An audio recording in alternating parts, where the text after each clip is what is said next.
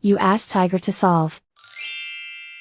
This deals with linear equations with one unknown. The final result is x equals -10. Let's solve it step by step. Simplify the expression.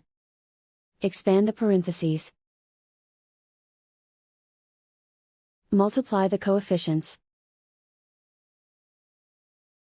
Simplify the arithmetic.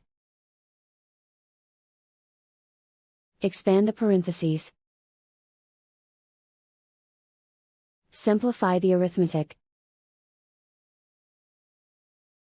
Group all constants on the right side of the equation. Subtract 80 from both sides. Simplify the arithmetic.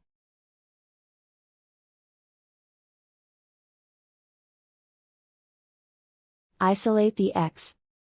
Divide both sides by -24. Cancel out the negatives. Simplify the fraction. Move the negative sign from the denominator to the numerator. Find the greatest common factor of the numerator and denominator. Factor out and cancel the greatest common factor. And so the final result is x equals -10.